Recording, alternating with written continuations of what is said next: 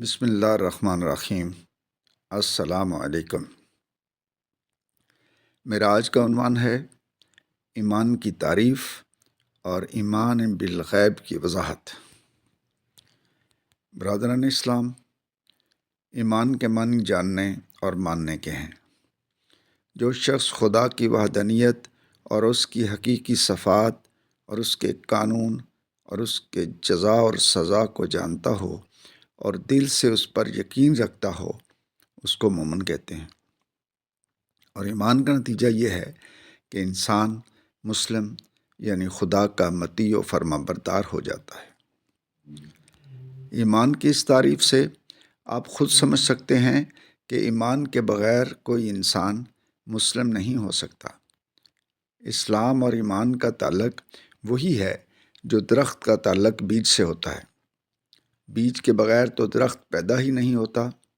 البتہ ہو سکتا ہے کہ بیج زمین میں بویا جائے، مگر زمین خراب ہونے کی وجہ سے یا آب و ہوا اچھی نہ ملنے کی وجہ سے درخت ناقص نکلے۔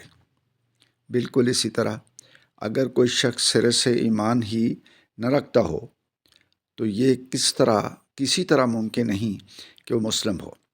البتہ یہ ضرور ممکن ہے کہ کسی شخص کے دل میں ایمان ہو، مگر اپنے ارادے کی کمزوری یا ناقص تعلیم و تربیت اور بری صحبت کے اثر سے وہ پورا اور پکا مسلم نہ ہو۔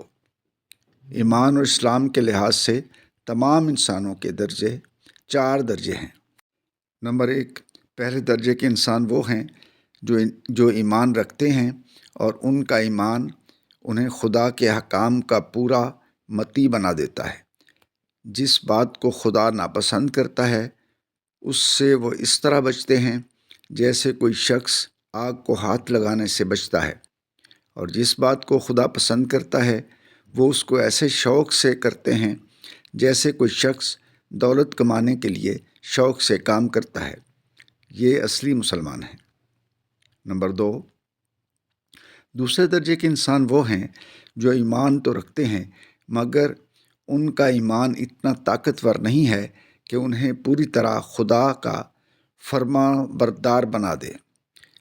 یہ اگرچہ کمتر درجے کے لوگ ہیں لیکن بہرحال مسلم ہیں۔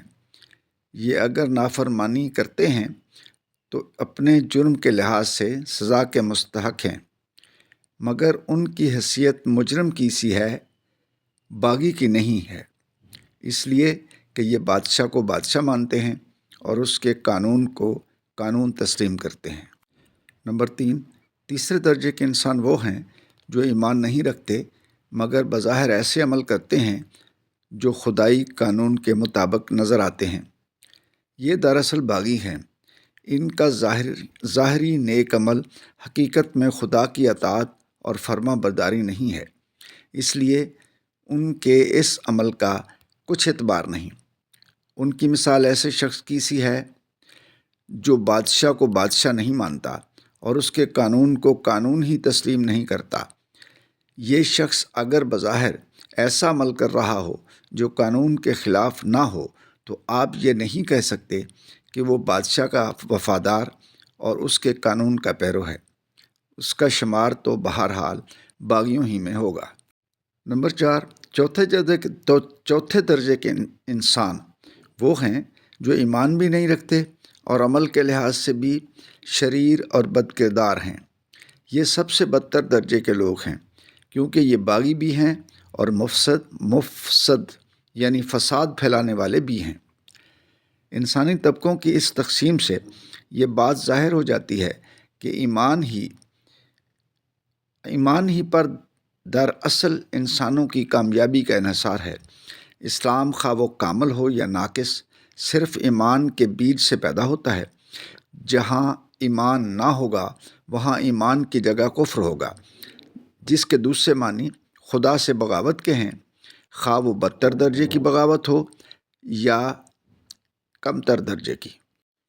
اور جب آپ کو کسی چیز کا علم حاصل نہیں ہوتا تو آپ علم رکھنے والے کو تلاش کرتے ہو اور اس کی ہدایت پر عمل کرتے ہو۔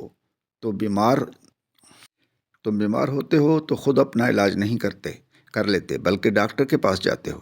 ڈاکٹر کا صنعت یافتہ ہونا، اس کا تجربہ کار ہونا اور اس کے ہاتھ سے بہت سے مریضوں کا شفا یاب ہونا، یہ ایسی باتیں ہیں جن کی وجہ سے آپ ایمان لے آتے ہیں کہ آپ کے علاج کے لیے جس لیاقت کی ضرورت ہے وہ اس ڈاکٹر میں موجود ہے۔ اسی ایمان کی بنا پر وہ جس دعا کو جس طریقے سے استعمال کرنے کی ہدایت کرتا ہے اس کو آپ استعمال کرتے ہیں، اور جس چیز سے پرہیز کا حکم دیتا ہے اس سے پرہیز کرتے ہیں۔ اسی طرح قانون کے معاملے میں آپ وکیل پر ایمان لاتے ہیں اور اس کی اطاعت کرتے ہیں۔ تعلیم کے مسئلے میں استاد پر ایمان لاتے ہیں اور جو کچھ وہ آپ کو بتاتا ہے اس کو مانتے چلے جاتے ہیں۔ آپ کو کہیں جانا ہو اور راستہ معلوم نہ ہو تو کسی واقف کار پر ایمان لاتے ہیں، اور جو راستہ وہ آپ کو بتاتا ہے اسی پر آپ چلتے ہیں۔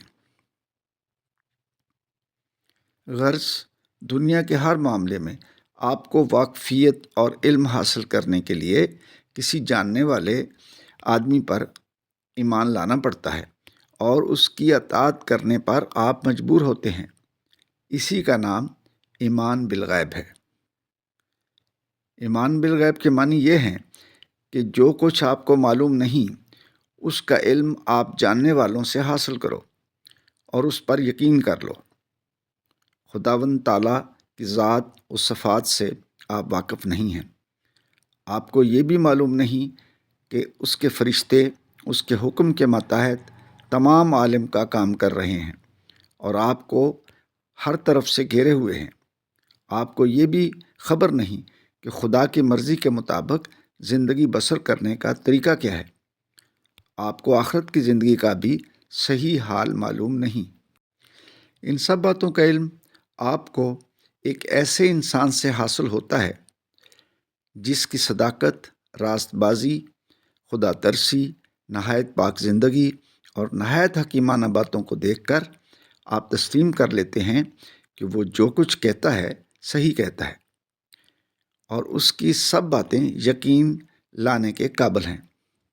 یہی ایمان بالغیب ہے، اور اللہ تعالیٰ کی اطاعت اور اس کی رضا، اس کی مرضی کے مطابق عمل کرنے کے لیے ایمان بالغیب ضروری ہے، کیونکہ پیغمبر کے سوا کسی اور ذریعے سے آپ کو صحیح علم حاصل نہیں ہو سکتا، اور صحیح علم کے بغیر آپ اسلام کے طریقے پر ٹھیک چل نہیں سکتے۔